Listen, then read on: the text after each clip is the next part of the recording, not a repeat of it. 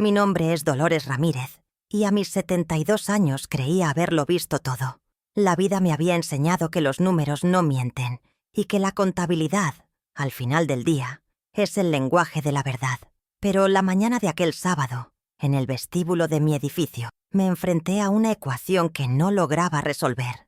El aire olía a cera de piso y a la curiosidad indiscreta de mis vecinos. Manuel Ortega, el síndico, se acercó con esa sonrisa que se usa para dar malas noticias, sosteniendo un paquete abultado como si fuera una bomba a punto de estallar.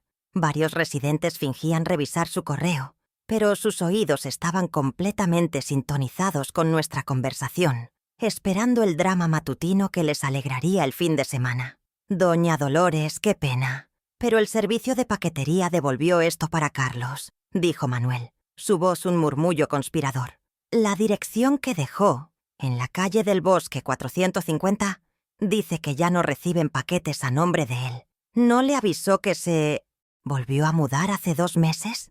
Pensé que usted sería la primera en saber. Sentí las miradas clavándose en mi nuca, una mezcla de lástima y morboso deleite. 2 meses, 180.000 latidos de mi corazón, en los que mi único hijo había borrado su rastro, y yo, su madre, era la última en enterarse. Tomé el paquete con una mano firme, mis nudillos blancos por la presión, pero mi rostro una máscara de serenidad que había perfeccionado durante décadas. Gracias, Manuel. A mi hijo siempre le gustaron las sorpresas, respondí, mi voz sonando más calmada de lo que me sentía por dentro. Veremos qué tan buena es esta. El silencio que siguió fue denso. Casi se podía masticar. Era la humillación pública en su forma más pura, silenciosa, colectiva y definitiva. Vi a la señora del 3B susurrarle algo a su esposo, y supe que para el mediodía, todo el edificio, Residencias El Roble, estaría al tanto de mi abandono. Mientras caminaba hacia el elevador, sentí el peso del paquete en mis manos. Era ligero en gramos, pero contenía el peso de una traición que apenas comenzaba a comprender. ¿Qué clase de sorpresa me esperaba dentro de esa caja de cartón? Una vez en la seguridad de mi apartamento, el olor a lavanda y a libros viejos no logró calmar el temblor de mis manos. Dejé el paquete sobre la mesa del comedor, junto a una fotografía de Carlos de niño, sonriendo con un diente de leche menos. La ironía era tan cruel como un cuchillo helado. Miré la etiqueta del remitente, y mi corazón dio un vuelco. No era una tienda, no era un regalo, era el membrete de un bufete de abogados. Gutiérrez y Asociados, especialistas en ejecuciones hipotecarias. El aire se volvió espeso, difícil de respirar. La sorpresa de mi hijo no era una mudanza, era una sentencia. ¿Por qué un bufete así le enviaría correspondencia a una dirección que ya no usaba? A menos que el problema estuviera aquí, conmigo. Abrí la caja con un cortapapeles de plata, el mismo que mi difunto esposo usaba para abrir sus cartas del banco. Dentro no había un objeto, solo documentos. Una copia de una notificación de impago, dirigida a Carlos, pero vinculada a una propiedad que reconocí de inmediato. La mía, mi apartamento, el lugar donde lo crié, donde curé sus rodillas raspadas y celebré sus graduaciones. Según el papel, un préstamo de $150.000, garantizado con mi hogar, tenía 3 cuotas vencidas. La confusión era un torbellino en mi mente. Yo nunca había pedido un préstamo. Mi casa estaba pagada desde hacía más de 20 años. ¿Cómo era esto posible? ¿Qué había hecho Carlos? La respuesta parecía esconderse en algún rincón oscuro de mi memoria. De repente, una imagen vino a mi mente, tan nítida como el día en que ocurrió. Fue en 2018. Carlos había llegado con una carpeta de cuero y una expresión de hijo preocupado. «Mamá, es por si te enfermas», me dijo, su voz suave y convincente. «Es un poder general amplio, para poder cuidarte y pagar tus cuentas sin molestarte». Recuerdo el peso del bolígrafo en mi mano, la textura del papel. Eran 8 páginas de letra diminuta, un lenguaje legal que me pareció impenetrable. Confié en él, confié en el niño de la foto, en el hombre que había criado. Firmé sin leer, entregándole un poder absoluto sobre mi vida y mis bienes en un simple trazo de tinta. Esa firma fue el arma que él usó contra mí.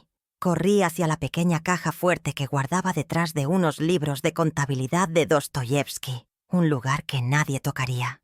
Mis dedos, temblorosos, marcaron la combinación. Allí estaba, el documento original, con mi firma clara y legible al final. Al leer las cláusulas ahora, con los ojos de una contadora traicionada y no los de una madre ciega, el horror me paralizó. La cláusula 4B era explícita. Le permitía hipotecar y vender propiedades en mi nombre, sin mi consentimiento explícito para cada transacción. Le había dado mi confianza en una firma. Él la usó como un arma para despojarme de todo. Pero, ¿por qué? El dinero nunca había sido un problema para él, o eso me había hecho creer. La respuesta, como siempre, estaba en el pasado, en los sacrificios que una madre hace sin llevar la cuenta. Recordé las noches de 1998, cuando él estudiaba administración de empresas. Yo, con 48 años, llegaba de mi trabajo diurno y me sentaba bajo una lámpara de luz amarilla a hacer contabilidades para una pequeña textilera. Fueron 5 años, 1825 noches de sacrificar mi descanso para juntar los $45,000 que costó su carrera. Mientras él aprendía sobre activos y pasivos, yo me convertía en su principal activo, uno que él, evidentemente, había decidido liquidar. Cada número que cuadraba en esos libros contables era un ladrillo en el futuro que él ahora estaba demoliendo. Luego vino el año 2010. Carlos y su esposa, Patricia, querían su primer departamento. «Solo necesitamos un empujoncito, mamá», me dijo él. Patricia, a su lado, asentía con esa sonrisa que nunca llegaba a sus ojos. Así que vendí el terreno de 200 metros cuadrados que mis padres me habían heredado en el pueblo. $50,000 directos a su cuenta bancaria. La promesa verbal que acompañó esa transacción resonaba ahora en mis oídos como una burla cruel. «Mamá, siempre serás parte de nuestro hogar». Resulta que su hogar tenía una puerta giratoria y yo estaba del lado de afuera. ¿Cómo pude ser tan ingenua? ¿Cómo pude ignorar las señales que se acumulaban como polvo en un mueble olvidado? Las señales estaban ahí, en los pequeños cortes, en los microabusos que había decidido ignorar por amor, o quizás por cobardía. Frases como «tú de números ya no entiendes», «déjamelo a mí», que Carlos soltaba cada vez que yo intentaba preguntar por mis propias finanzas, o las invitaciones a los cumpleaños de mi nieto Leo que Patricia olvidaba enviarme durante los últimos 3 años. El aislamiento no fue un acto repentino, fue un goteo constante, un veneno administrado en pequeñas dosis hasta que la víctima queda completamente paralizada. Me habían estado preparando para este momento, para descartarme sin que yo opusiera resistencia. Pero se equivocaron en un cálculo fundamental, subestimaron a la contadora. El teléfono sonó, estridente, rompiendo el silencio de mi apartamento. Era un número desconocido. Dudé, pero algo me impulsó a contestar. «¿Hablo con la señora Dolores Ramírez?», preguntó una voz joven y profesional. «La llamo del Banco Capital. Le informamos que, debido al impago de las últimas 3 cuotas de su crédito hipotecario por $150,000, hemos iniciado el proceso de preejecución sobre la propiedad ubicada en Residencias El Roble, apartamento 502. Cada palabra era un martillazo en los cimientos de mi vida. El documento del paquete no era una advertencia, era el primer paso. El banco no estaba preguntando, estaba informando. El abismo se abrió bajo mis pies y sentí que caía en la oscuridad. Colgué el teléfono sin decir una palabra. Mi mente, usualmente un archivo ordenado de cifras y balances, era un caos. $150,000. ¿A dónde había ido ese dinero? ¿En qué se había gastado la seguridad de mis últimos años de vida? La cara de Patricia, con su aire de superioridad y su ropa de diseñador, apareció en mi mente. Ella, una curadora de arte, que no trabajaba, pero vivía un estilo de vida que claramente no podían permitirse. La ambición de mi hijo siempre había sido su talón de Aquiles, y Patricia era la encarnación de esa ambición desmedida. Estaba segura de que ella era el destino final de ese dinero. Pero la certeza emocional no sirve de nada en el mundo real. Necesitaba pruebas. Mi primer instinto fue llamar a Carlos, gritarle, exigirle una explicación. Pero la contadora en mí tomó el control. La ira es un pasivo. La estrategia es un activo. No podía mostrarle mis cartas. No todavía. Necesitaba a alguien que entendiera el lenguaje de la ley tan bien como yo entendía el de los números. Y solo había una persona en el mundo en quien podía confiar para eso.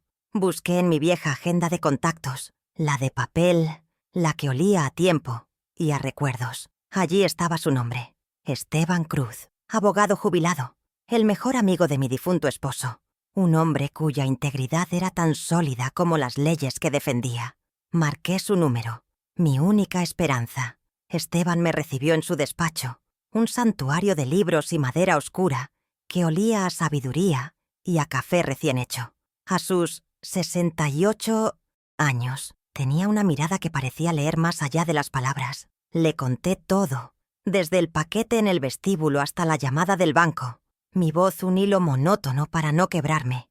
Le entregué el poder general amplio. Él se puso sus gafas de lectura y lo examinó en silencio durante varios minutos que me parecieron una eternidad.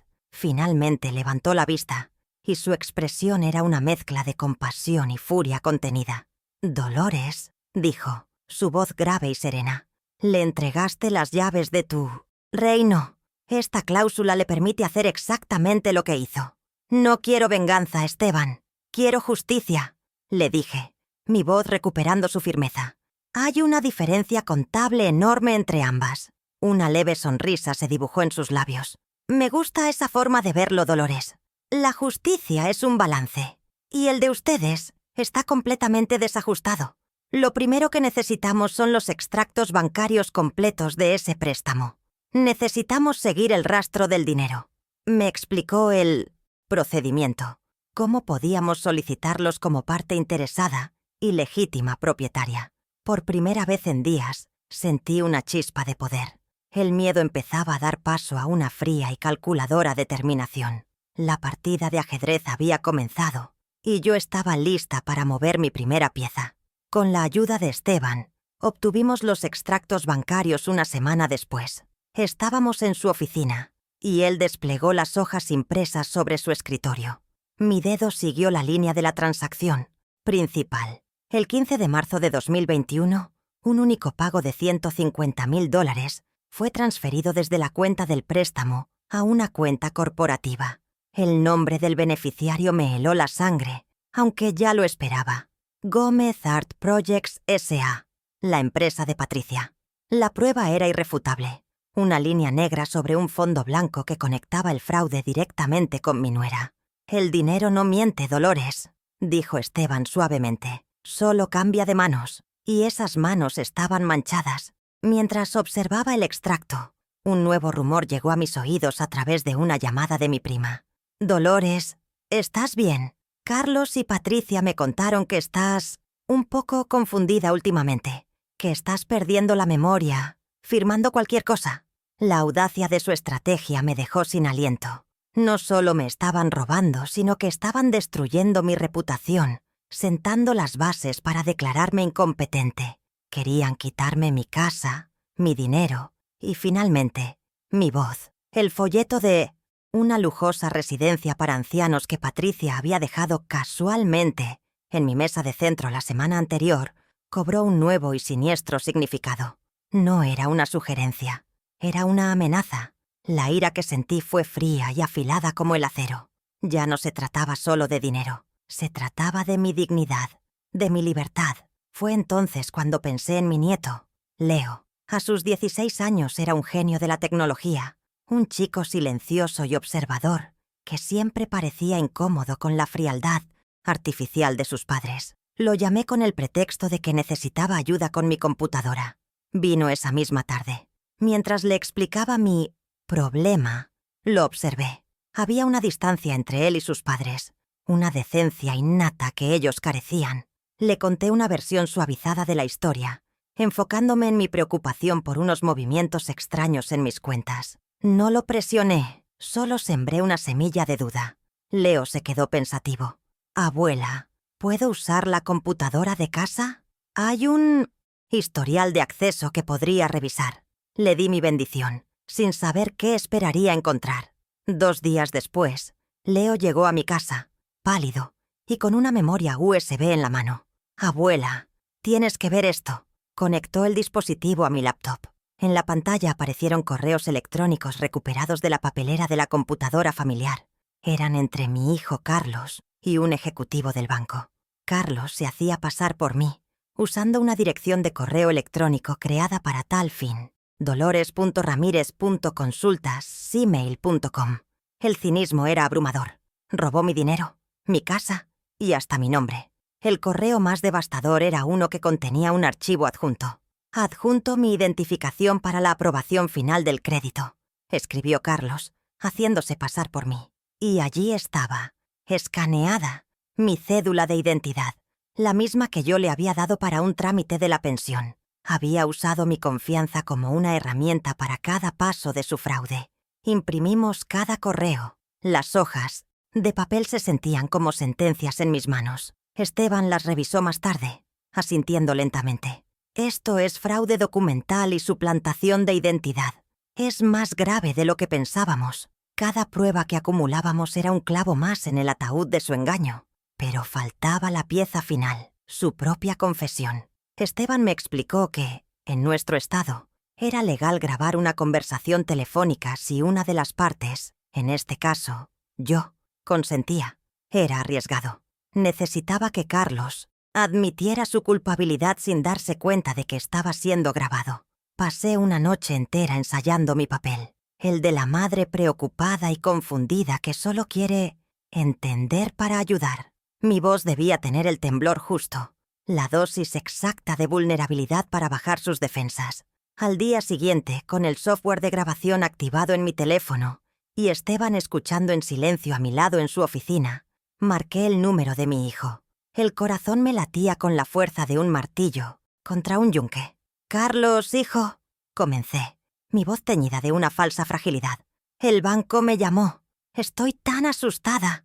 Hablan de una hipoteca, de mucho dinero. No entiendo nada. Necesito que me expliques, para que podamos solucionarlo juntos». Hubo un silencio al otro lado de la línea, cargado de pánico. Pude casi oír los engranajes de su mente buscando una mentira, una excusa, pero mi tono de víctima lo desarmó. «Mamá, cálmate. No es lo que parece», dijo, su voz apresurada. «Era una inversión segura. Te lo juro. El dinero iba a volver a tu cuenta antes de que te dieras cuenta. Patricia necesitaba la liquidez para la galería. Era una oportunidad única. Bingo. Lo tenía». Cada palabra era una admisión de culpa. La mención de Patricia, la justificación de la inversión, la promesa de devolver el dinero. Todo estaba ahí. Mantuve la compostura y seguí con el guión. «Pero, hijo, ¿por qué no me lo dijiste? Podríamos haberlo hablado». Su respuesta fue la última palada de tierra sobre su propia tumba moral. «Porque tú no lo habrías entendido, mamá. Ya no estás para estos trotes». Colgué poco después, con una excusa de sentirme mal. Miré a Esteban. Él simplemente asintió, una expresión de sombrío respeto en su rostro. «La confesión no necesita un tribunal, solo un hijo culpable». Y su voz temblorosa fue la primera pieza del dominó. Con la confesión grabada y las pruebas documentales en una carpeta, el plan silencioso comenzó a tomar forma. El lunes a las 9 de la mañana me reuní de nuevo con Esteban. Sobre su escritorio extendimos el mapa de la traición. El objetivo ya no era solo recuperar el dinero, era desmantelar su red de mentiras, anular el poder que les había dado y exponerlos en el escenario que ellos mismos habían construido con mi dinero. La justicia, decidimos, no sería un asunto privado, sería un espectáculo público. Cada paso fue calculado con la precisión de un cierre contable de fin de año. No habría margen de error. El martes por la tarde, Leo vino a mi casa e instaló un software de monitoreo en mi laptop. Cualquier nuevo acceso no autorizado a mis cuentas o correos electrónicos quedaría registrado con fecha, hora y dirección IP. Era nuestra póliza de seguro digital, una forma de documentar cualquier intento de manipular la evidencia en mi contra, una vez que se dieran cuenta de que yo sabía la verdad. Ver a mi nieto trabajar con tanta concentración y lealtad fue un bálsamo para mi alma herida. Él era la prueba de que algo bueno había salido de esa familia. Una luz de esperanza en medio de tanta oscuridad. Se había convertido en mi cómplice silencioso, mi caballero digital. El miércoles a las 10 de la mañana di el paso más importante, acompañada por un notario público que Esteban había contactado. Un hombre de aspecto severo y profesional, firmé la revocación oficial del poder general amplio. El documento que me había encadenado ahora estaba legalmente anulado. La notificación oficial, sin embargo, no sería enviada de inmediato. Quedaría en custodia del notario, en un sobre lacrado, hasta que yo diera la orden explícita. Era mi carta de triunfo, la sorpresa final que jugaría en el momento culminante. La sensación de mi firma en ese papel fue liberadora, como si estuviera reclamando un pedazo de mi propia identidad. El jueves por la tarde, realicé la llamada grabada a Carlos, obteniendo la confesión que sellaría su destino. Esa noche, apenas dormí, no por ansiedad, sino por una extraña calma. El plan estaba en marcha, cada pieza en su lugar. El sábado era la gran inauguración de la Galería Gómez, el proyecto de vanidad de Patricia financiado con mi seguridad. La invitación, impresa en papel caro, estaba sobre mi cómoda. Era el escenario perfecto, un evento lleno de prensa, coleccionistas de arte y la élite social que tanto anhelaban impresionar. Su mayor triunfo sería el escenario de su mayor caída. La función estaba por comenzar y yo tenía el mejor asiento. El sábado por la noche, me vestí con un cuidado que no había tenido en años. Elegí un traje de chaqueta color marfil, elegante y sobrio. No quería parecer una víctima, sino una ejecutiva a punto de cerrar el trato más importante de su vida.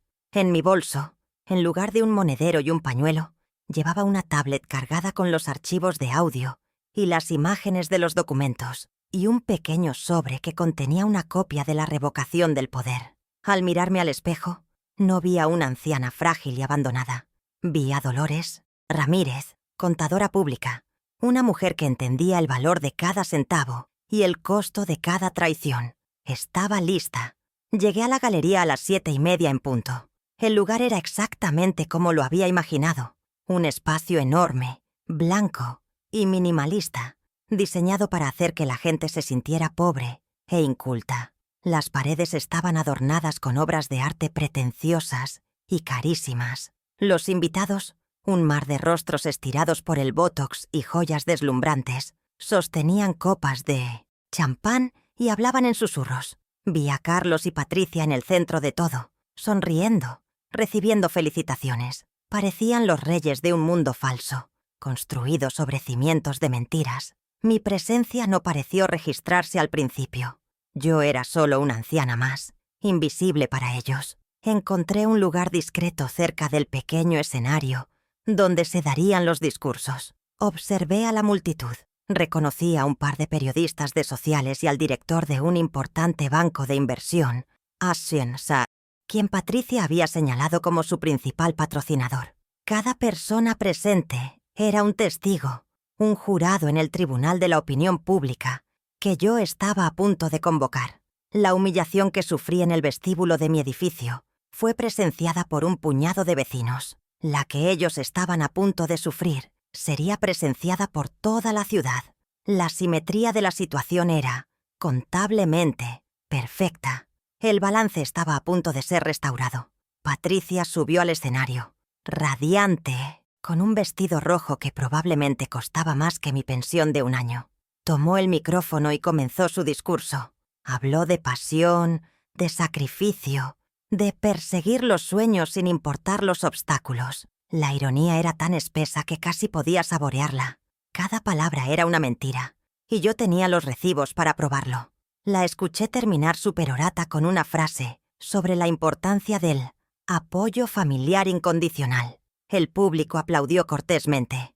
Ese era mi momento. Con una calma que sorprendió incluso a mí misma, me adelanté. Patricia, si me permites, quisiera agregar unas palabras. Toda la sala se giró para mirarme. La sonrisa de Patricia se congeló en su rostro. Carlos palideció visiblemente. Intentó acercarse, pero yo ya estaba junto al escenario, pidiendo el micrófono con una mano extendida. El técnico, confundido, me lo entregó. «Mi nuera habla de sueños», comencé, mi voz clara y firme resonando en el silencio absoluto que se había apoderado de la sala. «Yo quiero hablar de la pesadilla que financió este sueño. Saqué mi tablet del bolso y, con un adaptador que había traído, la conecté al proyector de la galería. La pantalla gigante detrás del escenario, que antes mostraba arte abstracto, ahora estaba a mi disposición. La primera prueba fue la voz. Reproduje el archivo de audio de mi llamada con Carlos. Su voz, llena de un pánico mal disimulado, llenó la galería. Era una inversión segura, te lo juro. El dinero iba a volver a tu cuenta antes de que te dieras cuenta. Patricia necesitaba la liquidez para la galería. El jadeo colectivo de los invitados fue como una ola. Vi al patrocinador principal fruncir el ceño, su rostro una máscara de desaprobación. Carlos parecía que iba a desmayarse. Patricia me miraba con un odio puro, su máscara de socialité completamente destrozada. Pero yo apenas estaba comenzando. Aún quedaban 2 actos en mi presentación. Como pueden oír, continué, deteniendo la grabación, la liquidez para este sueño provino de una fuente inesperada. Con un solo toque en la pantalla de mi tablet, proyecté el extracto bancario. Destaqué con un círculo rojo la transferencia de $150,000 desde la cuenta del préstamo a mi nombre hacia Gómez Art Projects S.A. Este es el capital inicial, un préstamo que yo nunca pedí, garantizado con la casa que mis padres me dejaron, un dinero que, hasta esta mañana, yo no sabía que debía. El murmullo en la sala se convirtió en un clamor de indignación.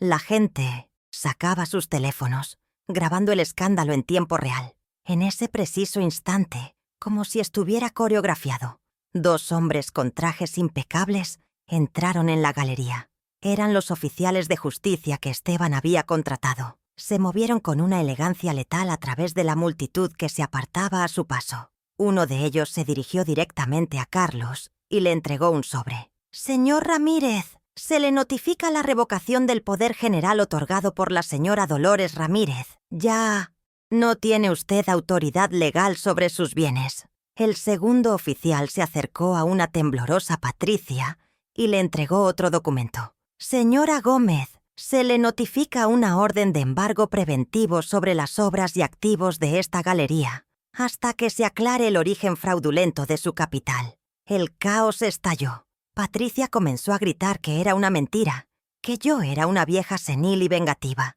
perdiendo toda la compostura y credibilidad que tanto se había esforzado por construir. Carlos estaba paralizado, pálido como un fantasma, el sobre en su mano como si quemara. El patrocinador principal, sin decir una palabra, se levantó de su asiento, dio una última mirada de desprecio a mis verdugos y se marchó. Su salida fue la señal. Otros invitados clave, los coleccionistas, los inversionistas, comenzaron a seguirlo, abandonando el barco que se hundía. La humillación pública que me habían infligido se les devolvía multiplicada por 100. Tomé el micrófono por última vez, mi voz serena, por encima del tumulto. «A partir de hoy», anuncié, mirando directamente a mi hijo, «mi firma vuelve a ser solo mía. Te enseñé a sumar, Carlos, pero se te olvidó restar las consecuencias.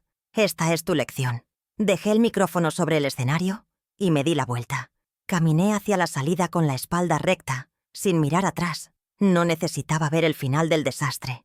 Podía oírlo, podía sentirlo. El balance, finalmente, se había cuadrado.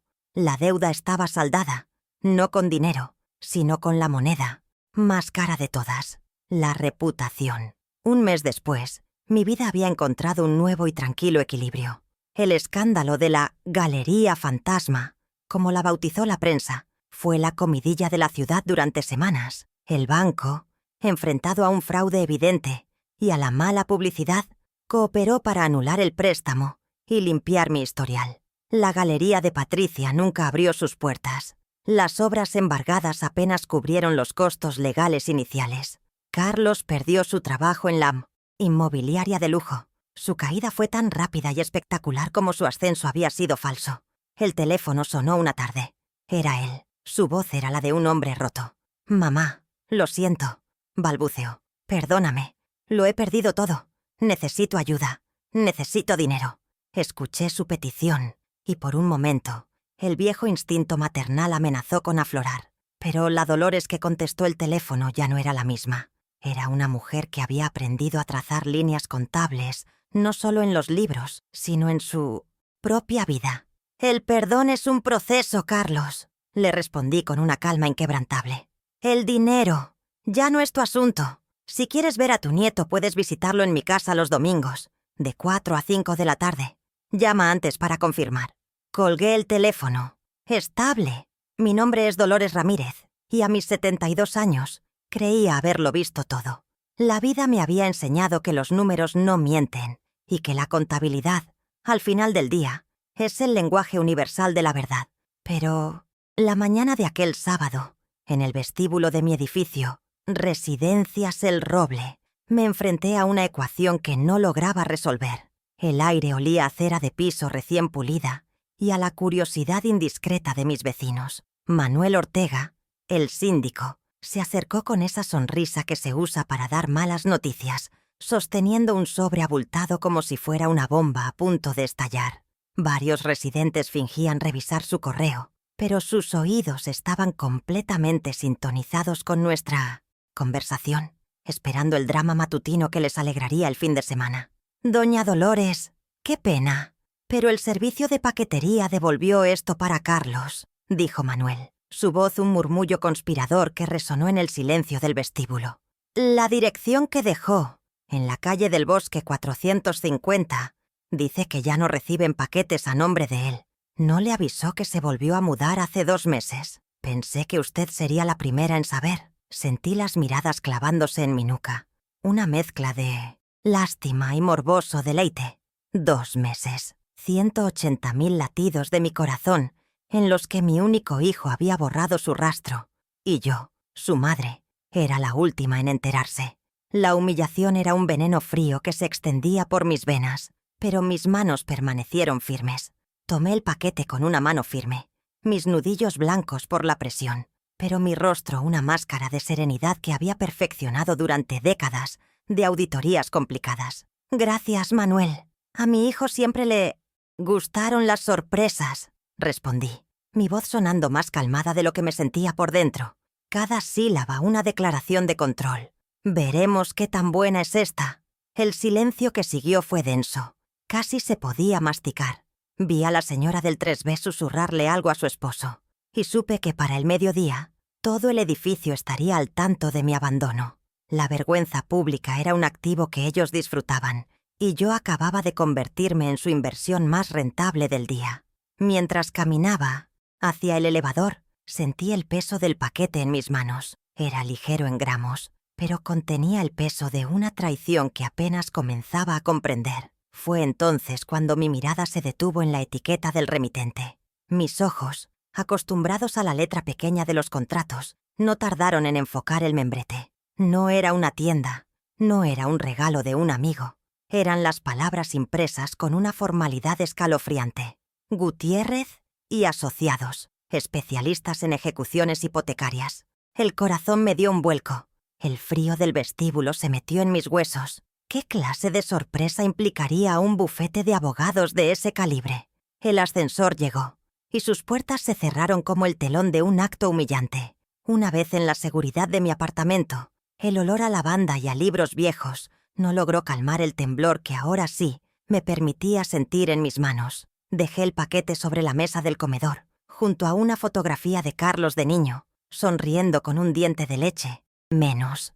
La ironía era tan cruel como un cuchillo helado. El niño que había protegido con mi vida ahora me enviaba amenazas a través de intermediarios legales. La sorpresa de mi hijo no era una mudanza, era una sentencia. ¿Por qué un bufete así le enviaría correspondencia a una dirección que ya no usaba?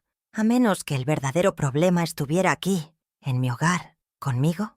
Abrí la caja con un cortapapeles de plata, el mismo que mi difunto esposo usaba para abrir sus cartas del banco.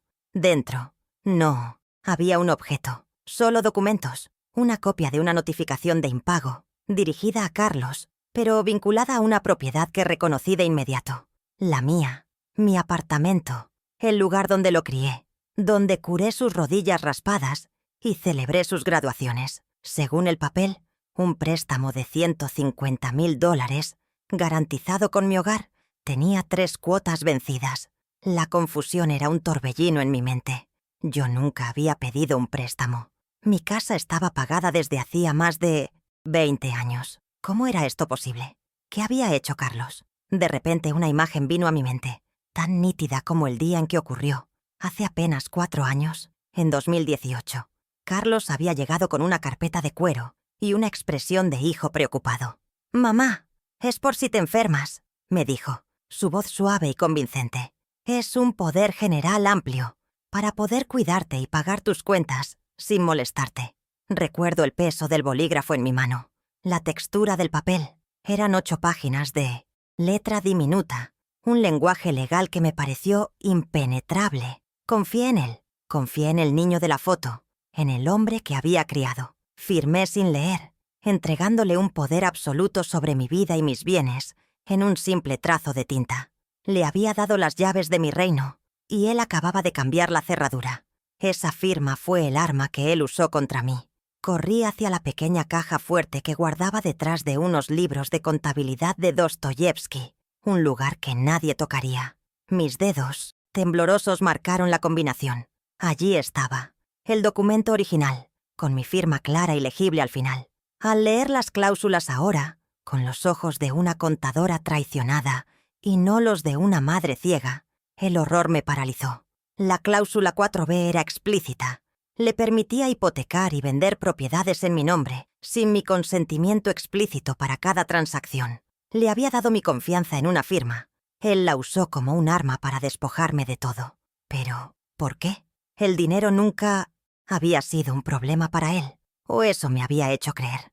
La respuesta, como siempre, estaba en el pasado, en los sacrificios que una madre hace sin llevar la cuenta. Recordé las noches de 1998, cuando él estudiaba administración de empresas. Yo, con 48 años, llegaba de mi trabajo diurno en una oficina de seguros y me sentaba bajo una lámpara de luz amarilla a hacer contabilidades para una pequeña textilera. Fueron 5 años, 1825 noches, de sacrificar mi descanso para juntar los $45,000 que costó su carrera.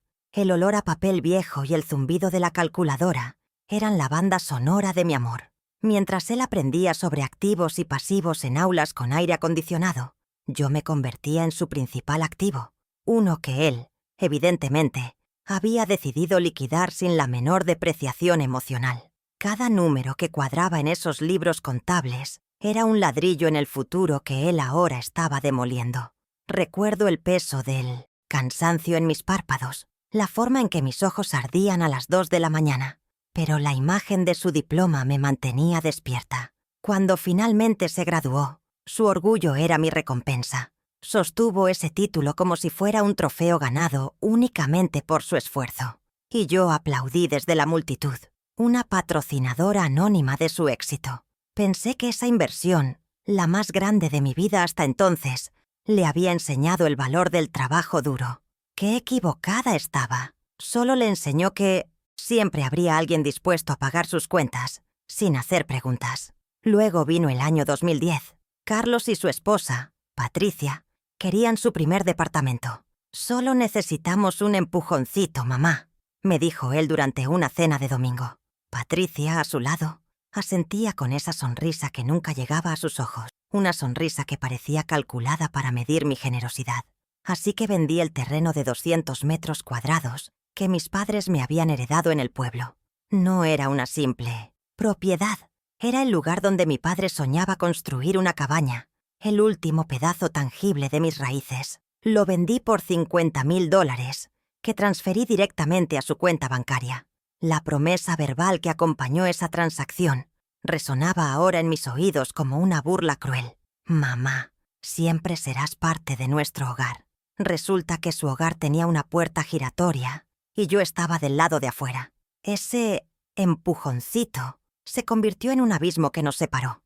Al principio fueron detalles sutiles, excusas para no visitarme, llamadas cada vez más cortas. Luego, la exclusión se volvió más evidente. Durante los últimos 3 años, Patricia olvidaba sistemáticamente enviarme la invitación para los cumpleaños de mi nieto Leo. Me enteraba por fotos que mi prima veía en redes sociales, con toda la familia sonriendo, y yo, la abuela, la matriarca silenciosa que había financiado parte de esa felicidad, era un fantasma ausente. ¿Cómo pude ser tan ingenua? ¿Cómo pude ignorar las señales que se acumulaban como polvo en un mueble olvidado? Las señales estaban ahí, en los pequeños cortes, en los microabusos que había decidido ignorar por amor, o quizás por cobardía. Frases como: «Tú de números ya no entiendes, mamá. Déjamelo a mí», que Carlos soltaba cada vez que yo intentaba preguntar por mis propias finanzas. Era una forma sutil de despojarme de mi propia identidad profesional, de sembrar en mí la duda sobre la única habilidad que me había dado independencia toda mi vida. Me estaba infantilizando, convirtiéndome en una anciana desvalida que necesitaba su protección. El aislamiento no fue un acto repentino, fue un goteo constante, un veneno administrado en pequeñas dosis, hasta que la víctima queda completamente paralizada y agradecida por la mano que la envenena. Me habían estado preparando para el golpe final, para descartarme sin que yo opusiera resistencia. Y ese golpe llegó en 2018, en mi propia sala de estar. Carlos apareció con esa misma expresión de hijo, preocupado que usaba para pedir dinero, pero esta vez traía una carpeta de cuero. «Es por si te enfermas, mamá», dijo, su voz un bálsamo de falsa ternura, «para poder cuidarte y pagar tus cuentas sin molestarte». Me presentó el poder general amplio, 8 páginas de letra diminuta, un laberinto legal diseñado para confundir. No lo leí. ¿Cómo iba a desconfiar del niño por el que había sacrificado mis noches y el legado de mis padres? Confié en él. Confié en el recuerdo del niño de la foto, no en el hombre ambicioso que tenía delante. Tomé el bolígrafo que me ofrecía y firmé donde su dedo me indicaba. En ese instante, con un simple trazo de tinta, le entregué el control absoluto sobre mi patrimonio, mi casa, mi vida. Fue el error de cálculo más grande de mi carrera como contadora y como madre. Le di un poder ilimitado, y él lo usó con una precisión quirúrgica para ejecutar el fraude perfecto. Cada sacrificio que hice no fue un escalón para su éxito, sino una pieza en el rompecabezas de mi propia ruina. Pero se equivocaron en un cálculo fundamental. Subestimaron a la contadora. No sabían que cada noche que pasé cuadrando balances ajenos me enseñó a encontrar hasta el último centavo perdido, a seguir el rastro del dinero sin importar cuán oculto estuviera. Me enseñaron a ser metódica, paciente y, sobre todo, a entender que los números nunca mienten. Mi hijo y su esposa habían creado una narrativa de amor y protección, pero los documentos que tenía ahora en mis manos contaban una historia muy diferente, una de codicia, engaño y una traición tan fría como los intereses de un préstamo bancario. Habían abierto una cuenta en mi contra, y yo estaba a punto de realizar la auditoría final. El balance, de una forma u otra, iba a ser restaurado. El teléfono sonó, estridente, rompiendo el silencio de mi apartamento. Era un número desconocido. Dudé, pero algo me impulsó a contestar. «¿Hablo con la señora Dolores Ramírez?», preguntó una voz joven y profesional. «La llamo del banco Capital. Le informamos que, debido al impago de las últimas 3 cuotas de su crédito hipotecario por $150.000, hemos iniciado el proceso de preejecución sobre la propiedad ubicada en Residencias El Roble, apartamento 502. Cada palabra era un martillazo en los cimientos de mi vida. El documento del paquete no era una advertencia, era el primer paso. El banco no estaba preguntando, estaba informando. La auditoría de mi vida había comenzado oficialmente, y el balance inicial estaba completamente en mi contra. Colgué el teléfono sin decir una palabra. Mi mente, usualmente un archivo ordenado de cifras y balances, era un caos. La rabia es una responsabilidad, pero un plan bien estructurado es el activo definitivo. Mi primera entrada en este nuevo y sombrío libro mayor fue un nombre del pasado. Esteban Cruz. Era el mejor amigo de mi difunto esposo, un abogado jubilado cuya integridad era tan inflexible como la caoba de su escritorio. Mis dedos, sorprendentemente firmes, encontraron su número en mi vieja agenda de papel. La llamada fue breve. No lloré ni grité. Mi voz era tan plana como una hoja de balance. «Esteban, soy Dolores. Necesito tu ayuda. Es sobre Carlos y mi casa. Hubo un silencio en la línea, no de sorpresa, sino de una profunda y triste comprensión. «Te espero en mi despacho en 1 hora», dijo. El despacho de Esteban olía a cuero, a libros viejos y a justicia. Era un santuario contra el caos del mundo exterior. A sus 68 años, su mirada era la de un hombre que había visto la peor cara de la naturaleza humana, y aún así, elegía creer en la ley. Le extendí la carpeta de cuero que Carlos me había traído en 2018. El poder general amplio. No dije mucho. El documento hablaba por sí solo.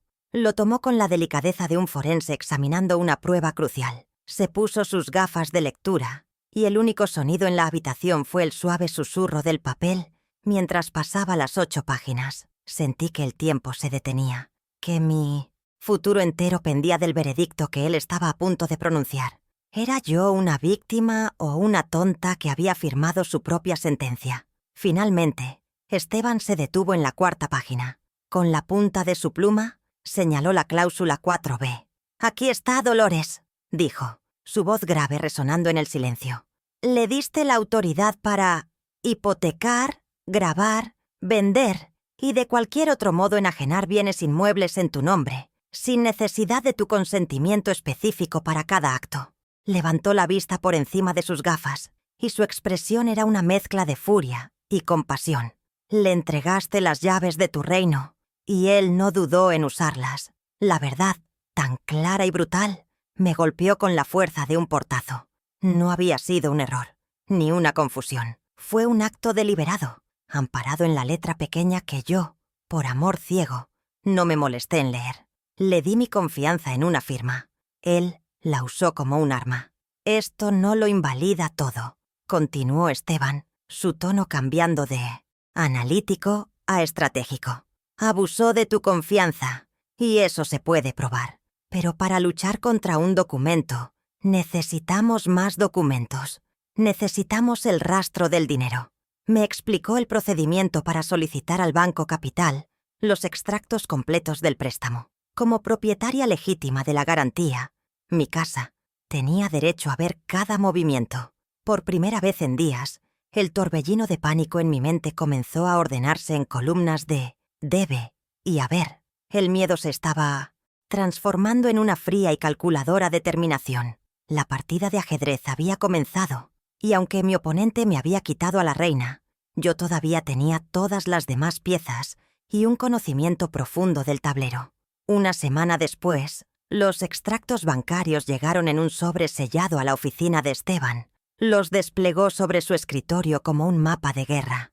Mis ojos de contadora escanearon las cifras, ignorando el ruido de fondo para concentrarme en la transacción principal. Allí estaba, con fecha del 15 de marzo de 2021, una única transferencia por el monto total de $150,000. Mi dedo, temblando ligeramente, siguió la línea hasta la columna del beneficiario. Las palabras impresas me helaron la sangre, aunque una parte de mí ya lo sabía. Gómez Art Projects S.A., la empresa fantasma de Patricia, su proyecto de vanidad.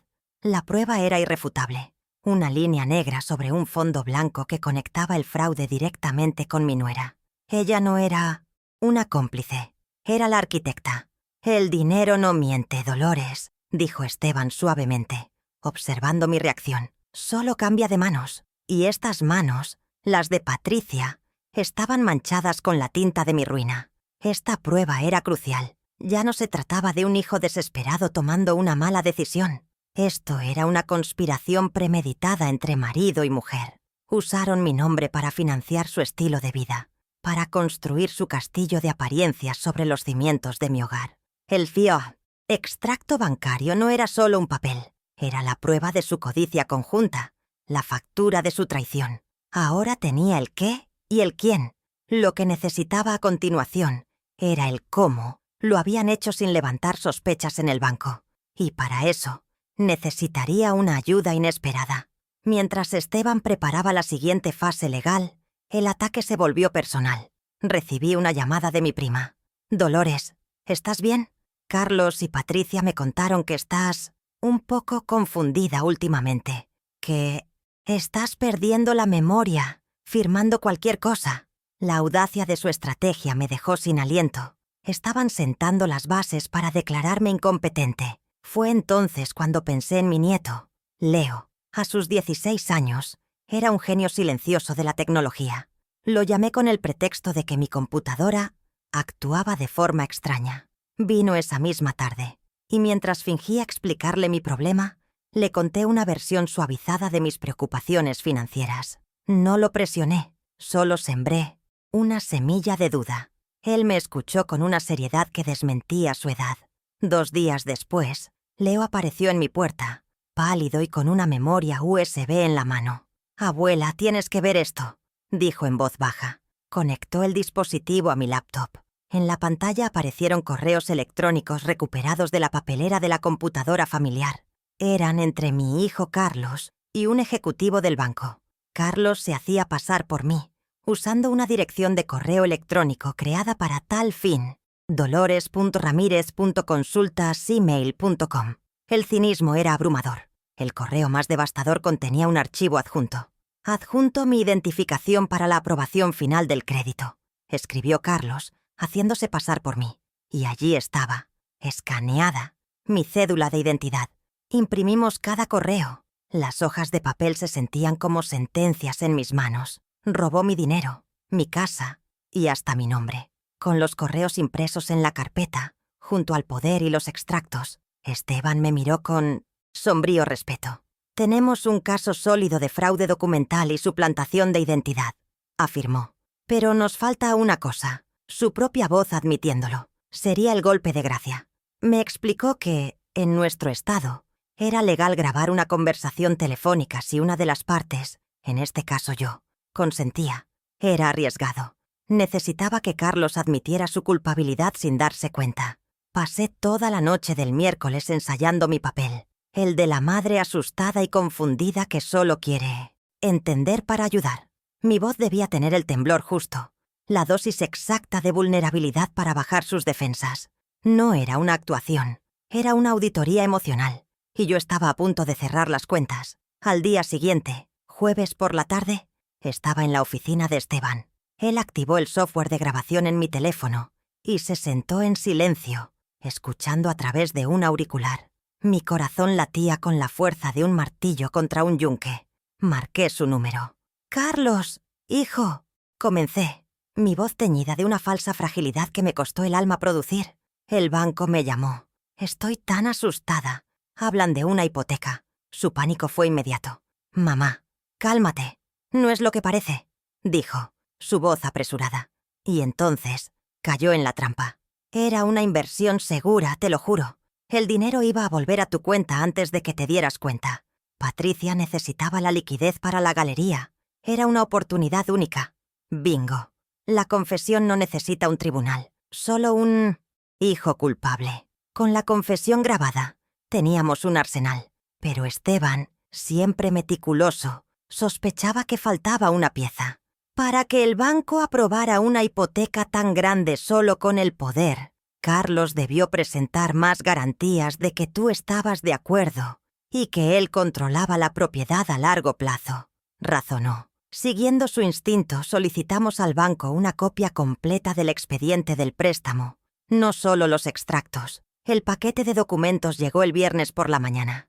Y allí, entre las evaluaciones y los formularios, estaba un contrato de comodato, fechado 2 semanas antes de la solicitud del préstamo. En él, yo supuestamente le cedía el uso gratuito de mi casa a Carlos por un periodo de 30 años, justificando así su interés en hipotecarla. Era el último clavo en el ataúd de su engaño.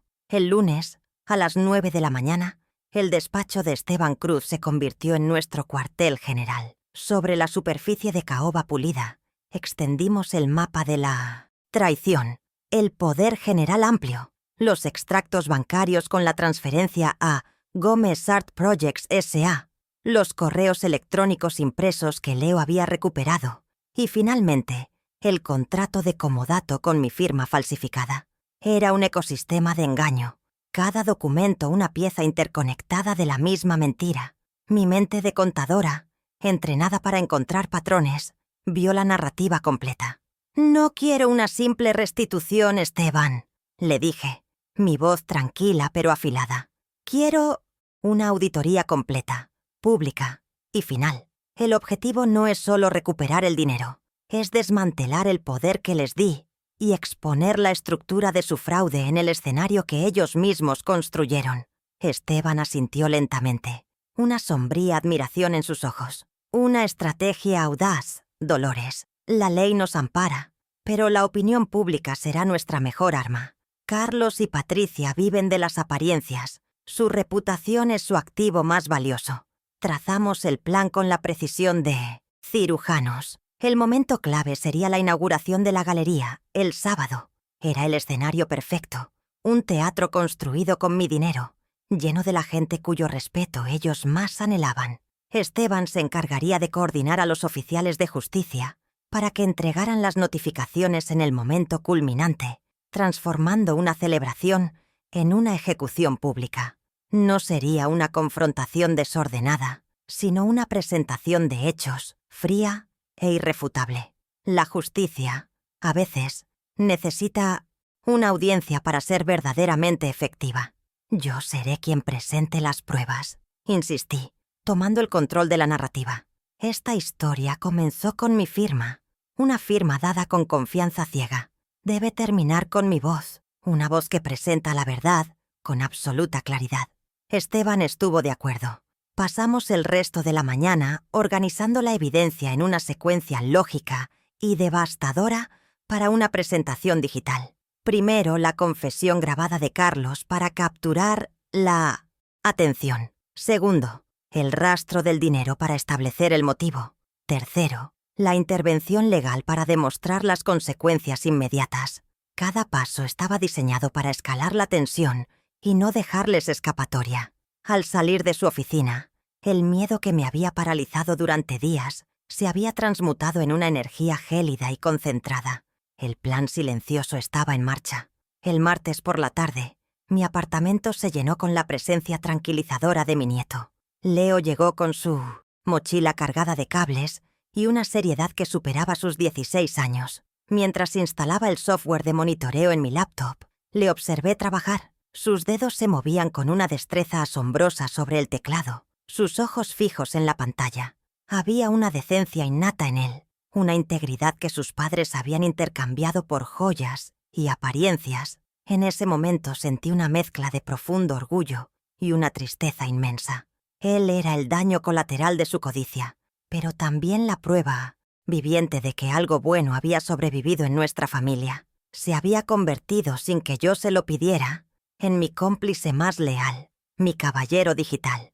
«Listo, abuela», dijo, mostrándome una interfaz sencilla en la pantalla. «Este programa registrará cualquier intento de acceso a tus cuentas bancarias o a tus correos electrónicos. Guardará la fecha, la hora y la dirección IP del dispositivo. Si intentan borrar algo o manipular la evidencia ahora que sospechan, tendremos una prueba digital de su obstrucción». Puse mi mano sobre la suya, que descansaba en el ratón. Su piel era cálida, la mía fría. «Gracias, mi niño. Eres más sabio que muchos adultos que conozco. Nunca olvides la diferencia fundamental entre lo que es legal y lo que es correcto. Tus padres la olvidaron». Él me miró, y en sus ojos vi una comprensión que me rompió el corazón.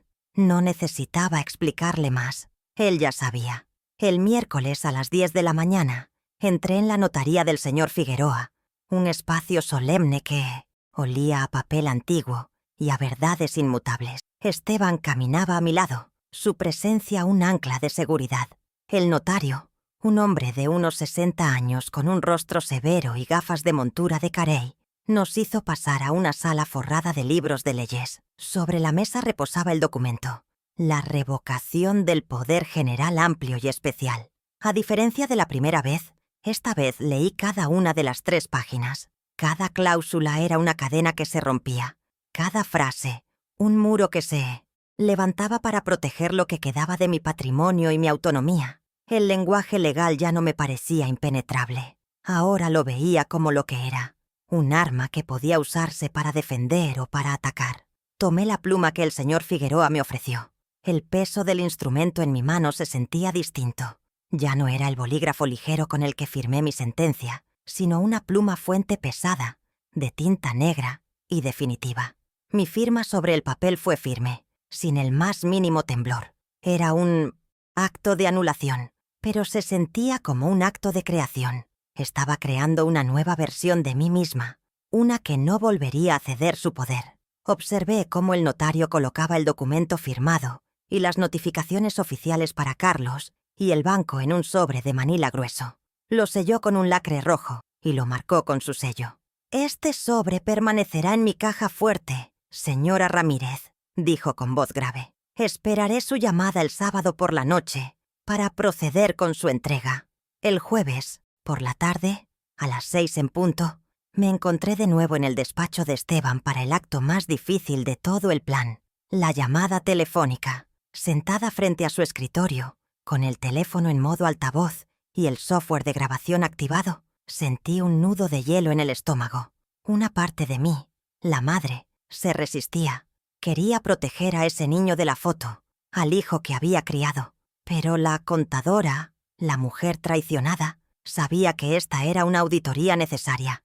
Esteban me dio una mirada de aliento. «Recuerda, Dolores, no estás destruyendo a tu hijo. Estás confrontando las acciones del hombre en que se ha convertido. Hay una diferencia». Sus palabras me dieron la fortaleza que necesitaba. Respiré hondo y marqué su número. Su voz sonó tensa al otro lado de la línea. «¿Mamá? ¿Pasó algo?» Activé mi papel, dejando que un temblor calculado se filtrara en mi voz. «Carlos, hijo», comencé. La palabra hijo, un anzuelo envenenado. «El banco me llamó. Estoy tan asustada. Hablan de una hipoteca de $150,000. No entiendo nada. Necesito que me expliques para que podamos solucionarlo juntos». El silencio que siguió fue denso, cargado de su pánico. Pude oír el zumbido de su mente buscando una salida, pero mi aparente vulnerabilidad lo desarmó. «Mamá, cálmate. No es lo que parece», dijo, su voz tropezando con la prisa. «Era una inversión segura, te lo juro. El dinero iba a volver a tu cuenta antes de que te dieras cuenta. Patricia necesitaba la liquidez para la galería. Era una oportunidad única. Ahí estaba. La confesión, servida en una bandeja de pánico y condescendencia. Seguí presionando suavemente. «Pero, hijo, ¿por qué no me lo dijiste? Podríamos haberlo hablado». Su respuesta final fue la que selló su destino moral y legal. «Porque tú no lo habrías entendido, mamá. Ya no estás para estos trotes». Colgué poco después, con la excusa de sentirme mal. El silencio en la oficina de Esteban era absoluto. Él detuvo la grabación y guardó el Ostmestienfe, archivo con un clic decisivo. «Lo tenemos», dijo en voz baja. No sentí euforia, solo el frío peso de la finalidad.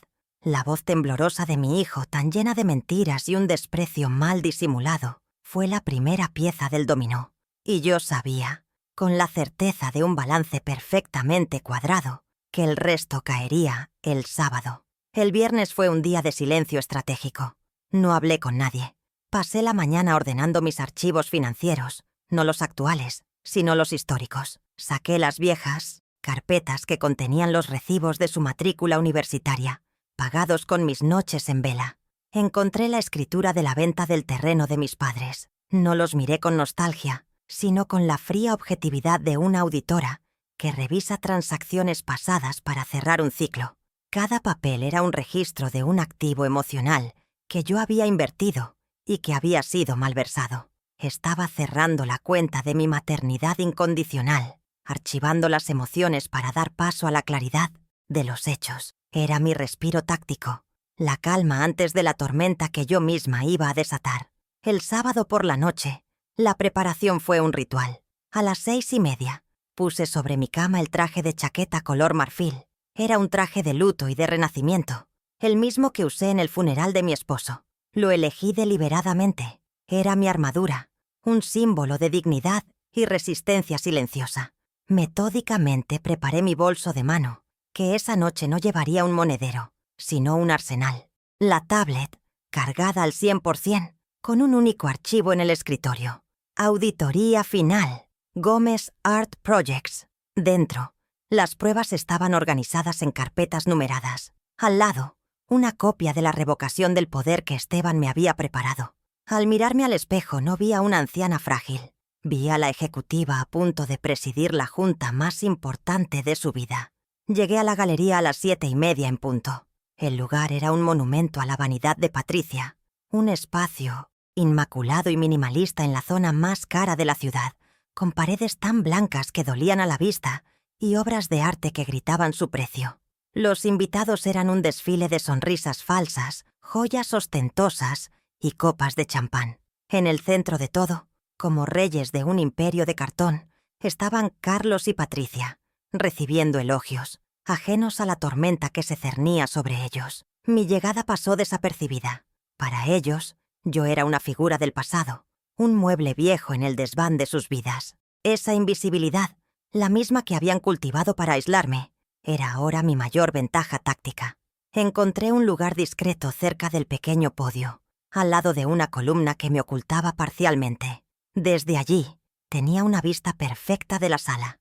Identifiqué a mis testigos clave, un conocido periodista de la sección de sociales, el director del banco que patrocinaba el evento, un par de coleccionistas de arte cuya reputación era impecable. No eran solo invitados, eran el jurado en el Fions, Tenaz, tribunal de la opinión pública que yo estaba a punto de convocar.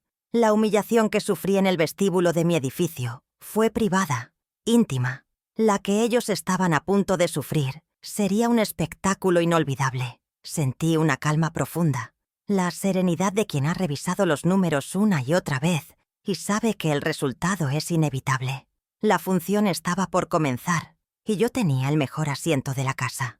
El viernes, a solo 24 horas de la inauguración, una nueva inquietud se instaló en mi mente, fría y precisa como una entrada contable. El plan para el sábado era perfecto para la justicia reputacional, pero dejaba una brecha inaceptable en mi seguridad patrimonial. ¿Qué pasaría si Carlos, en un arranque de pánico, o por simple codicia, intentaba hacer un último movimiento? El poder general seguía legalmente activo hasta que la notificación fuera entregada.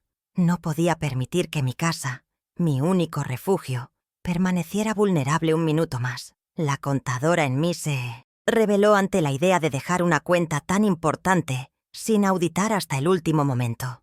Decidí que necesitaba una victoria intermedia, una jugada que cambiara la dinámica sin revelar la totalidad de mi estrategia. Llamé a Esteban a primera hora. Le expuse mi preocupación con la misma claridad con la que le habría presentado un balance a un cliente. «Esteban, no podemos esperar hasta mañana por la noche. Es un riesgo financiero inaceptable. Necesito bloquear cualquier posible transacción. Ahora». Él, prudente como siempre, me advirtió que una acción directa en el banco podría alertar a Carlos. «Ese es precisamente el punto», le respondí, mi voz firme.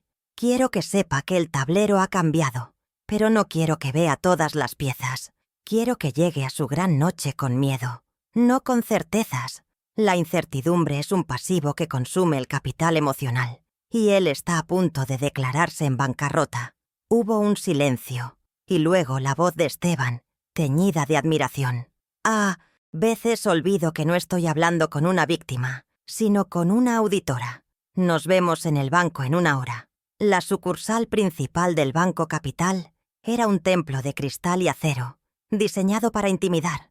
El aire acondicionado era gélido, y el silencio solo era roto por el tecleo rítmico de los cajeros. Caminé junto a Esteban, mi espalda recta, mi bolso conteniendo las pruebas como si fuera un maletín ejecutivo.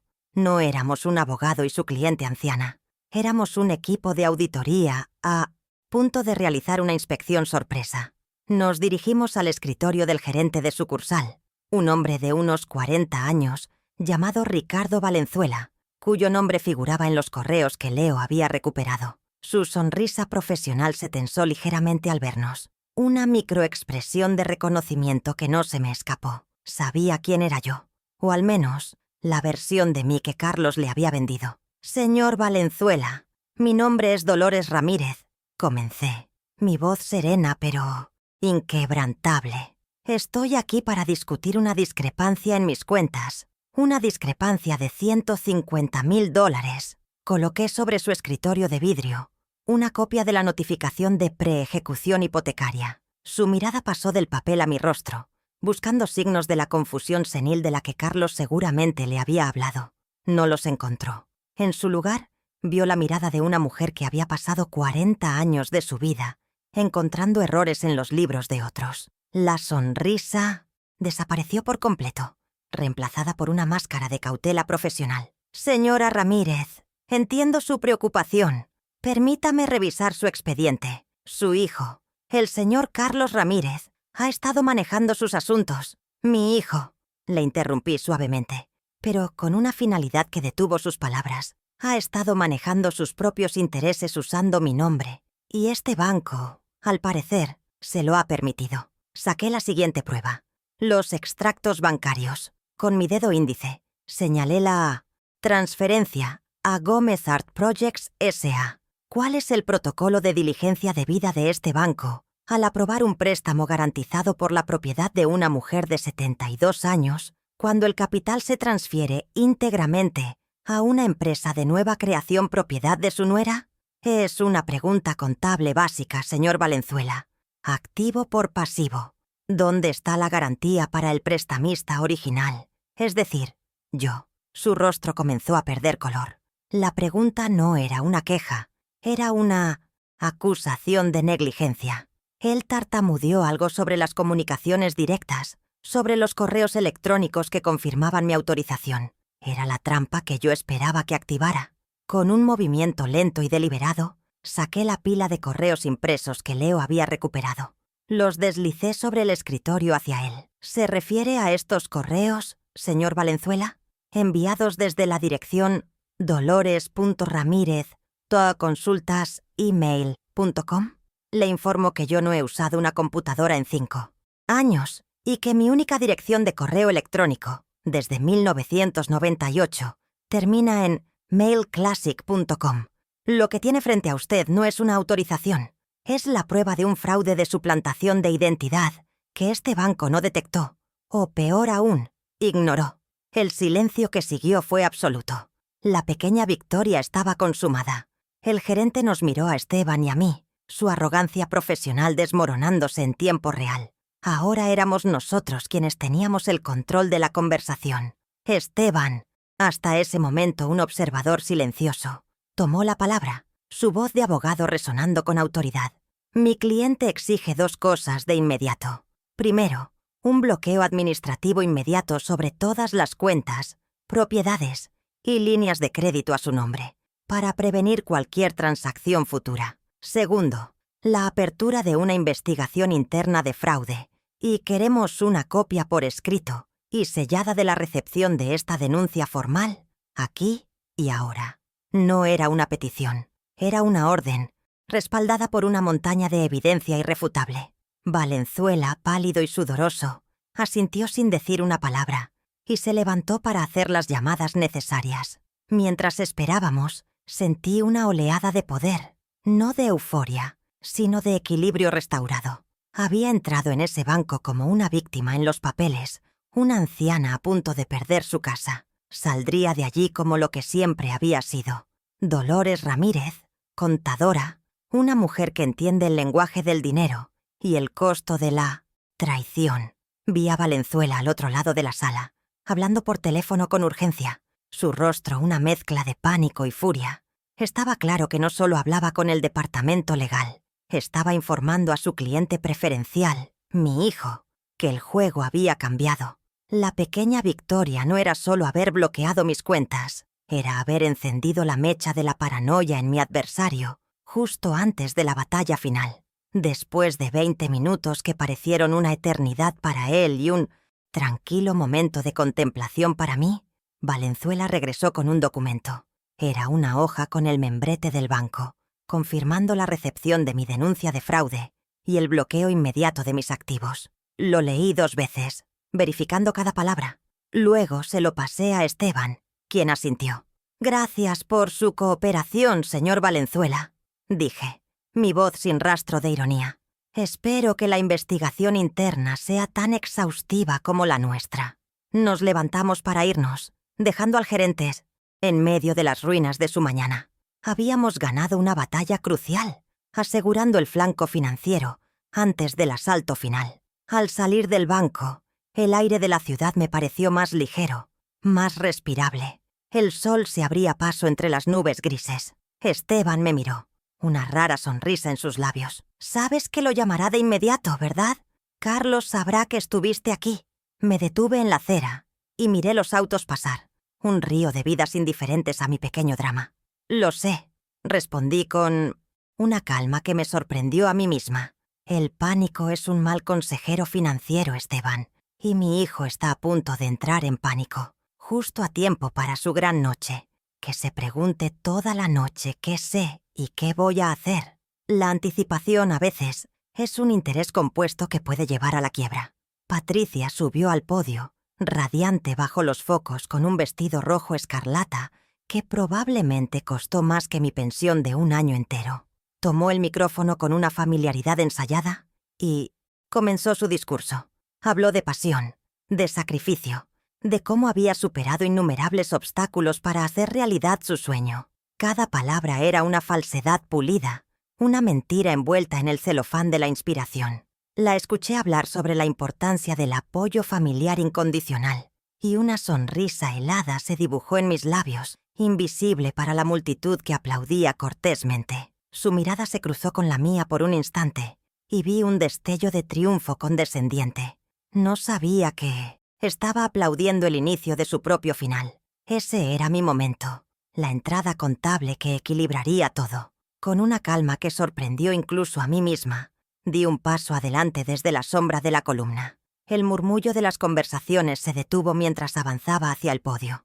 No corrí, no grité, simplemente caminé, y mi movimiento silencioso fue más ruidoso que cualquier interrupción. «Patricia, si me permites, quisiera agregar unas palabras», dije, mi voz clara y firme, sin necesidad de alzarla para llenar el silencio absoluto que se había apoderado de la sala. La sonrisa de Patricia se congeló, una máscara de porcelana a punto de quebrarse.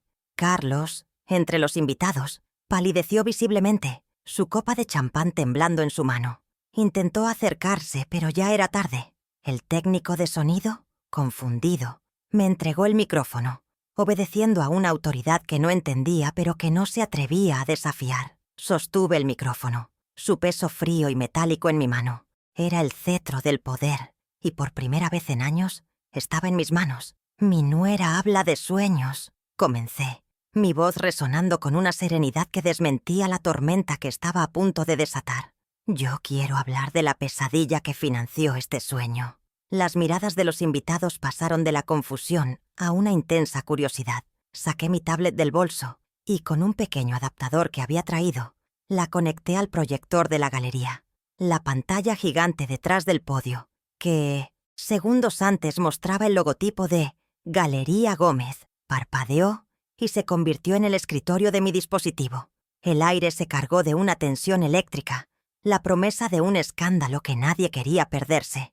La primera prueba fue la voz. Con un solo toque en la pantalla, reproduje el archivo de audio de mi llamada con Carlos. Su voz, llena de un pánico mal disimulado, inundó el espacio minimalista, rebotando en las paredes blancas y en los rostros atónitos de la élite de la ciudad. «Era una inversión segura, te lo juro», suplicaba su voz grabada. «El dinero iba a volver a tu cuenta antes de que te dieras cuenta». Patricia necesitaba la liquidez para la galería. Era una oportunidad única. El jadeo colectivo de los invitados fue como una ola que recorría la sala. Vi al patrocinador principal, el director del banco, fruncir el ceño, su rostro una máscara de fría desaprobación. Carlos parecía que iba a desmayarse, y Patricia me miraba con un odio puro, su máscara de socialité completamente destrozada. Detuve la grabación en el clímax de su confesión, dejando que el silencio que siguió magnificara el impacto de sus palabras. «Como pueden oír», continué, mi voz ahora con un filo de acero. «La liquidez para este sueño provino de una fuente muy específica, una fuente que creían silenciada por la edad y el supuesto olvido». Di un paso a un lado, permitiendo que la atención se centrara por completo en la pantalla. No necesitaba añadir más dramatismo. Los hechos, como los números en un libro mayor, hablaban por sí solos. Mi trabajo no era acusar, era presentar el balance. Y la primera columna, la del pasivo moral, acababa de ser expuesta de una manera que ningún abogado podría refutar. La vergüenza de mi hijo ahora era un activo público, cotizando a la baja en tiempo real. Con un segundo toque en la pantalla de mi tablet, la imagen cambió. Ahora se proyectaba el extracto bancario, nítido y brutal en su simplicidad. Había resaltado la línea crucial con un círculo rojo digital. La transferencia de $150,000 desde la cuenta del préstamo a mi nombre hacia la cuenta corporativa Gómez Art Projects S.A. Anuncié, señalando la pantalla, es el capital inicial, un préstamo que yo nunca solicité, garantizado con la única casa que tengo, el hogar donde crié al hombre que acaba de confesar cómo me engañó. Un dinero que, hasta hace apenas unos días, yo no sabía que debía. El murmullo en la sala se convirtió en un clamor de indignación. La gente sacaba sus teléfonos, grabando el escándalo, convirtiendo mi auditoría privada en una noticia viral. En ese preciso instante, como si estuviera coreografiado por el destino, 2 hombres con trajes impecables y rostros impasibles entraron en la galería. No eran invitados. Se movían con una elegancia letal a través de la multitud que se apartaba a su paso como las aguas del Mar Rojo. Eran los oficiales de justicia que Esteban había contratado, la encarnación de la ley en medio de una fiesta de mentiras. El contraste era visualmente devastador. La frivolidad del evento chocando contra la solemnidad de las consecuencias. El silencio volvió a caer, pero esta vez era un silencio de temor y expectación. Todos sabían que el espectáculo acababa de escalar a un nuevo nivel. La justicia no solo estaba siendo narrada, estaba siendo ejecutada.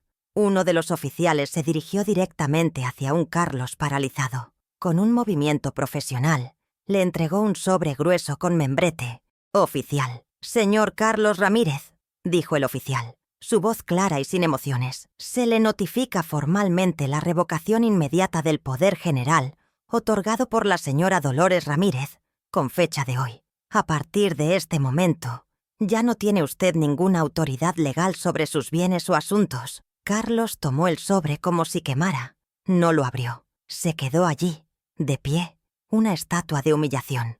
El documento en su mano como la prueba tangible de su caída. El poder que había ostentado durante años se había evaporado frente a la misma gente a la que intentaba impresionar. El segundo oficial se acercó a una temblorosa Patricia, quien lo miraba con una mezcla de incredulidad y furia. Él le entregó otro documento, igualmente formal. «Señora Patricia Gómez», anunció, «se le notifica una orden de embargo preventivo sobre todas las obras de arte y activos de esta galería, hasta que se aclare judicialmente el origen presuntamente fraudulento de su capital de inversión». El grito ahogado de Patricia fue el único sonido en la sala. El sueño de su vida, su gran proyecto de vanidad, se había convertido en una escena del crimen y sus preciadas obras de arte en evidencia congelada. La galería no era un sueño, era un pasivo tóxico, y la cuenta acababa de vencer. La justicia financiera era tan fría y precisa como la legal. El patrocinador principal, el mismo director de banco cuyo rostro se había endurecido con la grabación, se levantó de su asiento en primera fila. No dijo una palabra, simplemente se ajustó el nudo de la corbata, lanzó una última mirada de absoluto desprecio a Carlos y Patricia, y se marchó. Su salida fue la señal, el veredicto final del jurado social. Su retirada no fue solo la de un invitado, fue la retirada de la credibilidad, del capital, del futuro. Era la primera consecuencia tangible, un golpe devastador que todos en la sala entendieron. El imperio que habían construido sobre mi nombre se desmoronaba, no con un estruendo, sino con el sonido silencioso de una puerta cerrándose. Su salida fue la primera gota que provocó la inundación. Inmediatamente, otros invitados clave, los coleccionistas serios, los inversionistas que Patricia había cortejado durante meses, comenzaron a seguir su ejemplo. Se levantaban de sus asientos, dejaban sus copas de champán a medio beber y se dirigían a la salida en un éxodo silencioso y condenatorio. Nadie quería que su nombre se asociara con un escándalo de fraude y abuso de ancianos. La humillación, pública que me habían infligido en el vestíbulo de mi edificio se les devolvía multiplicada por 100, bajo los focos de su propio escenario, transmitida en vivo por los teléfonos de sus antiguos admiradores. Estaban socialmente en bancarrota. El caos finalmente estalló. Patricia, al ver su mundo disolverse, perdió toda la compostura que tanto se había esforzado por construir. «¡Es una mentira!», comenzó a gritar, su voz aguda y estridente. «Es una vieja senil y vengativa. Está confundida, ¿no? Sabe lo que firma». Pero sus acusaciones, en lugar de generar simpatía, solo confirmaban su desesperación y su culpa. Cada palabra era un clavo más en su propio ataúd social. Carlos, por otro lado, permanecía inmóvil, pálido como un fantasma, el sobre en su mano como un ancla que lo hundía en el fondo de su propia vergüenza. Su silencio era una confesión más elocuente que cualquier palabra que pudiera haber dicho. Tomé el micrófono por última vez, mi voz serena y clara por encima del tumulto, creciente. No necesitaba gritar.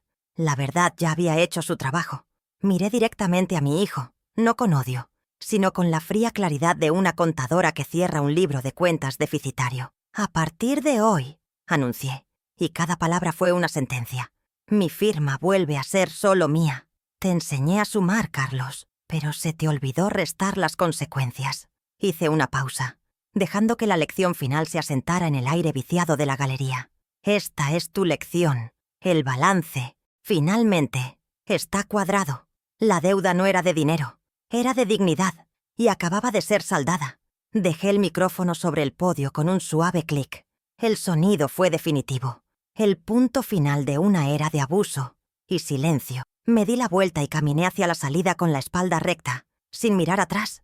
No necesitaba ver el resto del desastre. Podía oírlo en los gritos de Patricia, en los murmullos escandalizados de los pocos que quedaban, en el silencio aplastante de mi hijo. Podía sentirlo en el cambio de poder en la sala. Mientras cruzaba el umbral hacia la noche fresca, sentí que el peso de años de pequeños sacrificios y grandes traiciones se levantaba de mis hombros. La cuenta estaba cerrada. La auditoría había terminado. Y yo, Dolores Ramírez, volvía a ser el único activo de mi propia vida. Un mes después, el eco del escándalo se había asentado como polvo fino sobre los muebles de la ciudad. La prensa bautizó el fiasco como la Galería Fantasma, un nombre que capturaba a la perfección la naturaleza etérea y fraudulenta del sueño de Patricia. Las noticias se desvanecieron, reemplazadas por nuevos dramas, pero las consecuencias, como los intereses de una deuda impaga, seguían acumulándose silenciosamente en la vida de mi hijo y su esposa. Mi apartamento, en cambio, se había llenado de una nueva clase de silencio. Ya no era el silencio pesado de la soledad y la humillación, sino uno ligero, espacioso, el tipo de quietud que permite escuchar los propios pensamientos con claridad. El sol de la mañana entraba por la ventana, iluminando un futuro que, por primera vez en mucho tiempo, volvía a pertenecerme por completo. El Banco Capital, enfrentado a un caso de fraude evidente y a la amenaza de una demanda por negligencia que Esteban había esbozado con precisión quirúrgica, cooperó con una celeridad sorprendente. Anularon el préstamo hipotecario, limpiaron mi historial crediticio y me enviaron una carta de disculpa formal en papel grueso y timbrado. Recuerdo sostener esa carta en mis manos, no con triunfo, sino con una sensación de cierre contable. Cada línea de la disculpa era una entrada que saldaba una cuenta pendiente, no con ellos, sino conmigo misma. La propiedad de mi casa, el apartamento 502 de Residencias El Roble, volvía a estar libre de cargas y gravámenes. La escritura, limpia y sin anotaciones, era más que un documento legal. Era la prueba tangible de mi soberanía restaurada, mi independencia reafirmada en tinta y sello. La galería de Patricia, por supuesto, nunca abrió sus puertas. Las obras de arte, embargadas preventivamente, apenas alcanzaron para cubrir una fracción de los costos legales iniciales y las deudas con los artistas. Carlos perdió su prestigioso trabajo en la inmobiliaria de lujo. Ninguna empresa que vendiera confianza quería tener en su nómina a un hombre cuya traición a su propia madre se había vuelto viral. Su caída fue tan rápida y estrepitosa como su ascenso había sido falso. Vivían de las apariencias y, una vez que ese velo se rasgó, no quedó nada debajo. Su imperio de estatus, construido sobre los cimientos de mi seguridad, se había derrumbado, dejando solo ruinas y deudas. Yo, desde la tranquilidad de mi hogar, observaba el balance final de sus decisiones sin alegría, pero con la innegable satisfacción de la justicia poética. Una tarde, mientras regaba las geranios del balcón, el teléfono sonó. El número en la pantalla me era familiar, aunque hacía semanas que no lo veía. Era él. Por un instante, el viejo instinto maternal, esa fuerza irracional que me había llevado a firmar aquel poder, amenazó con aflorar. Una parte de mí quiso ignorar la llamada, dejar que el silencio siguiera siendo mi respuesta. Pero la Dolores que contestó el teléfono ya no era la misma. Era una mujer que había aprendido a trazar líneas contables, no solo en los libros, sino en su propia vida. Deslicé el dedo por la pantalla, mi pulso firme, y me llevé el aparato al oído, preparada no para una batalla, sino para una declaración de términos y condiciones. Su voz era un susurro roto, despojado de toda la arrogancia y la condescendencia que había tenido en nuestra última llamada grabada. «Mamá», balbuceó, y el sonido estaba lleno de una autocompasión que me resultó extrañamente distante. «Lo siento. De verdad, perdóname. Lo he perdido todo. Patricia se fue. Me culpan de todo. Necesito ayuda. Necesito dinero para empezar de nuevo». Escuché su letanía de desgracias, sin interrumpir, como una auditora que escucha una justificación antes de señalar las cifras reales. Su disculpa estaba intrínsecamente ligada a su necesidad. No pedía perdón por el dolor que me causó, sino por las consecuencias que ahora sufría. El balance de su arrepentimiento no cuadraba. Cuando terminó, el silencio se extendió entre nosotros, un abismo que sus palabras no podían cruzar. Tomé una respiración profunda, no de suspiro, sino para anclar mi voz en la calma que ahora me definía. «El perdón es un proceso, Carlos», le respondí, y cada sílaba era un ladrillo en el nuevo muro de mis límites. «No es una transacción que se completa en una llamada. El dinero, por otro lado, ya no es tu asunto. Esa cuenta entre nosotros está cerrada permanentemente». Hice una pausa, permitiendo que la finalidad de mis palabras se asentara. No había ira en mi voz, solo la verdad irrevocable de un libro mayor cerrado. La era de los rescates incondicionales había terminado. Sin embargo, continué, ofreciendo no una rama de olivo, sino una regla clara y definida. «Leo no tiene la culpa de tus errores. Si quieres ver a tu nieto, puedes visitarlo en mi casa los domingos, de 4 a 5 de la tarde. 1 hora. Ni un minuto más, ni un minuto menos. Y deberás llamar antes para confirmar, para asegurarte de que estamos disponibles». Establecí las condiciones con la precisión de un contrato, dejando claro que el acceso a mi vida y a la de mi nieto bajo mi techo ya no era un derecho, sino un privilegio estrictamente regulado. Antes de que pudiera responder, añadí una última frase: «Cuídate, Carlos», y colgué, no con brusquedad, sino con la eficiencia de quien ha concluido una reunión de negocios. Los domingos ahora tienen un nuevo ritmo. Mi casa, antes un espacio de espera solitaria, se ha convertido en un centro de aprendizaje.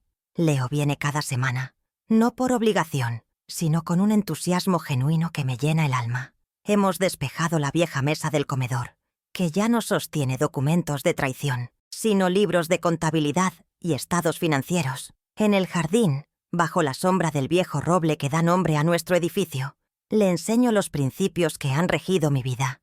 La diferencia entre un activo y un pasivo, el poder del interés compuesto, la importancia de leer siempre la letra pequeña. No le estoy enseñando solo a manejar dinero, le estoy enseñando a valorar la transparencia y la integridad. Hace 2 semanas abrí un pequeño fondo de inversión a su nombre, depositando $5,000 como capital inicial. Le mostré cómo investigar empresas, cómo leer un balance general, cómo diversificar el riesgo. «Este dinero, Leo», le dije señalando la pantalla de la tablet donde se veía su portafolio incipiente, «es un activo real. Crecerá con el tiempo, basado en el valor y el trabajo de otros. No en mentiras ni en apariencias. Es un cimiento, no una fachada. Sus ojos brillaban con una comprensión que iba más allá de los números. Estábamos construyendo su futuro sobre una base de honestidad, un legado mucho más valioso que cualquier terreno o departamento. A veces, mientras lo observo concentrado en un informe anual, veo en él la mejor versión de su padre, la que existió antes de que la ambición la corrompiera. Veo su inteligencia, pero anclada a una brújula moral sólida. Él es la prueba de que el ciclo se puede romper, que de las cenizas de una traición puede nacer una nueva generación de integridad. Nuestra relación, forjada en la crisis, se ha convertido en el activo más preciado de mi balance personal. Carlos cumple con las visitas. Llega puntual a las 4, se va a las 5. Las conversaciones son breves, incómodas. Él me mira con una mezcla de miedo y resentimiento. Ya no ve a una madre a la que puede manipular, sino a la auditora implacable de sus fracasos. Hoy, mientras ordenaba unos papeles, encontré la copia de la revocación del poder. Mi firma, en la parte inferior, se veía diferente. Ya no era el trazo confiado pero ingenuo de antes. Ahora, se veía firme, deliberado. Cada curva y cada línea una declaración de intenciones. Esa firma ya no era una puerta abierta a la vulnerabilidad, sino una cerradura de alta seguridad. Representaba el conocimiento adquirido, la lección aprendida en el lenguaje más duro de todos, el de la experiencia. La vejez no me había hecho más débil, me había destilado, eliminando las impurezas de la confianza ciega y dejando solo la esencia pura de la sabiduría. Me quitaron todo creyendo que la vejez era una debilidad, una cuenta amortizada en el libro de la vida. No entendieron que los años no quitan la fuerza, solo la purifican, la concentran en lo que verdaderamente importa. Y una madre, por sus hijos, es capaz de dar la vida entera, pero por su dignidad es capaz de recuperarla, sin importar el costo, porque al final del día, la dignidad es el único activo que no se puede hipotecar. Es el balance final que nos define, la única cuenta que, al cerrar los ojos por última vez, debe quedar perfectamente cuadrada.